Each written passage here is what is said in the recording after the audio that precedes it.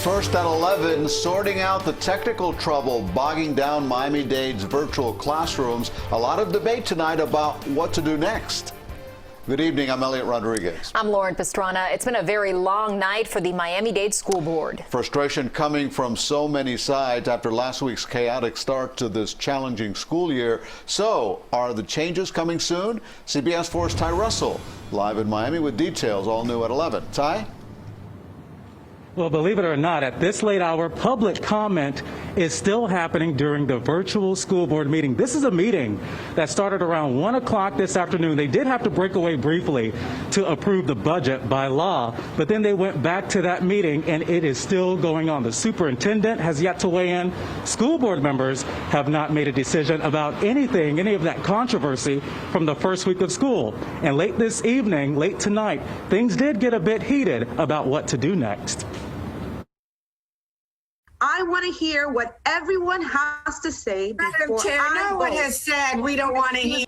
Miami-Dade school board members were at odds over whether to continue listening to hours of public comment late Wednesday night. And that is insulting. Yes, that is what you're saying. That is counter to. The board had already heard voicemails and statements from parents and teachers about reopening schools and the controversial K-12 online distance learning program.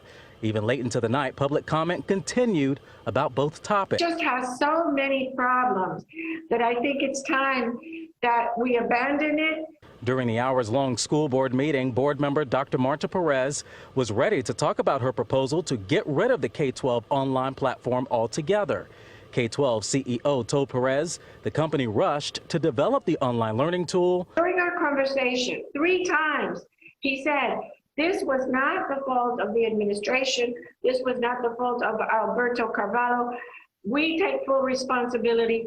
The problem is the time compression. Middle and high school students have gone back to using Microsoft Teams. However, elementary school students are still using K-12. People are still complaining. If this program was ever going to work for us, it would require so much time. In a letter to the school board, K-12 CEO said in part, "We all knew the 6-week time frame was a challenge." He went on to type, "The platform that supports students in grades 6 through 12 needed more work and clearly did not handle Miami-Dade's requirements." The 4th largest school district in the nation also dealt with cyber attacks. One of its students was arrested and accused of 8 of the attacks. Perez describes having technical problems and cyber attacks during the first week of school as a perfect storm. It couldn't have been orchestrated to be a worse nightmare for us. During a final budget hearing that also took place Wednesday night, the superintendent says he plans to spend $5 million on cybersecurity.